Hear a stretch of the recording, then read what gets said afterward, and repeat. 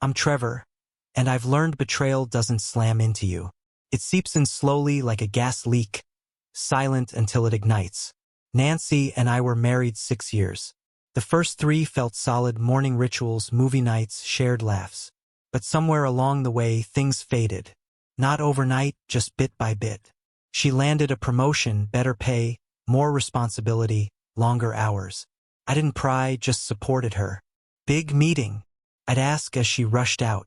Yeah, huge, she'd mutter, barely glancing back. Our mornings became brief. Her touch vanished, and her real smiles only appeared when she was texting.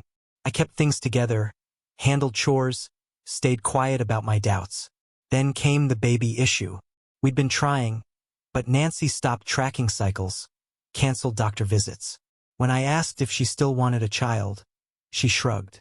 Let's not force it. That hit hard. Not because she was exhausted, but because she was detached, like she'd already checked out but hadn't left.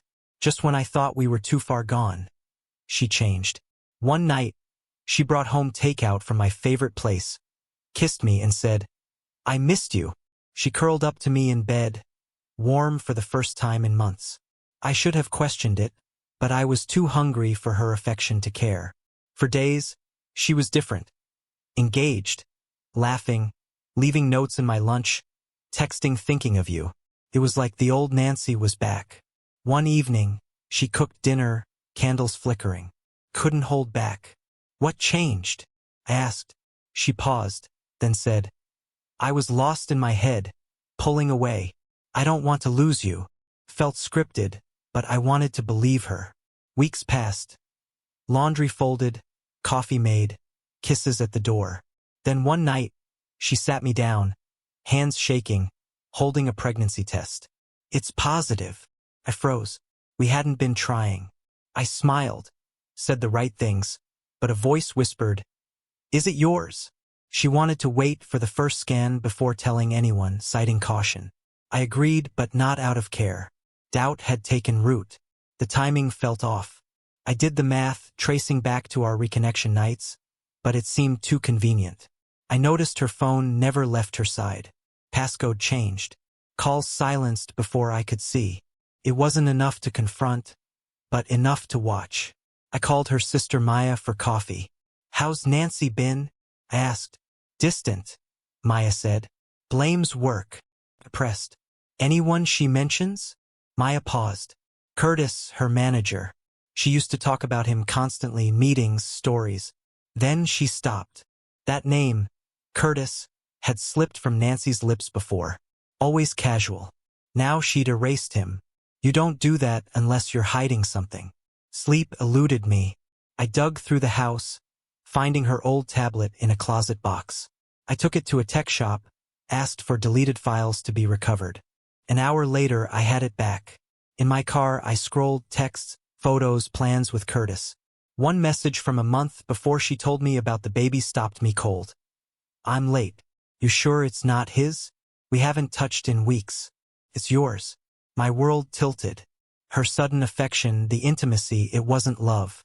It was an alibi, a story to sell if questions arose. Anger faded to resolve. I wouldn't scream or plead. I'd end it on my terms. And she'd face the truth in front of everyone. Over dinner, I suggested a baby shower, small, for close friends and family. Nancy lit up. You'd plan that? I nodded. We'll keep it simple. You deserve it. She squeezed my hand, oblivious. I picked themes, emailed decorators, smiled through her chatter about cake. But I was also working with a lawyer, compiling evidence, screenshots, messages, timelines.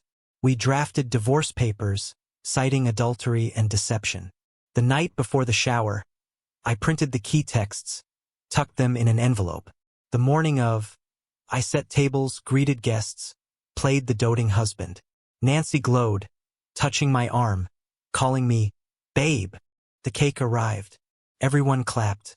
She stood beside me, hand on her belly, smiling for photos. Say something, someone shouted. I stepped forward. Thanks for being here, I said, voice steady. It's special to celebrate, even if things aren't what they seem. Smiles faltered. I pulled out the envelope. This is for Nancy. She laughed nervously. What's this? I handed it to her. The truth. Her fingers slowed as she saw the first page. Divorce papers, texts. Her face drained. Eyes locked on the message to Curtis about the baby. The room went heavy with silence. Trevor, she whispered. Read it, I said. She didn't move. I turned to the crowd. The child isn't mine. It's her boss's, the one she's been with for over a year. Gasps rippled. Chairs shifted. Nancy stepped toward me, voice breaking. Please, not like this. I stepped back. I'm done talking.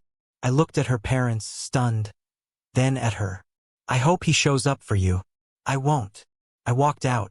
I booked a hotel that night, turned off my phone. By morning, voicemails piled up. Friends, Maya. No Nancy. I returned home days later. She was gone. Clothes, photos, no note. The house felt still, like the chaos had finally settled. The divorce went through fast. She signed without a fight. Maya later told me Nancy was staying with a friend. Struggling. She's sorry, Maya said. I shook my head. She's sorry I caught her. Months later, I moved to a smaller place, started hiking, hit the gym. The silence wasn't heavy anymore, just calm. Friends checked in. I was fine and I meant it. Winning wasn't about exposing her. It was about leaving with my peace. No anger, just distance. Sometimes that's enough. Crossing a bridge alone, steady, never looking back.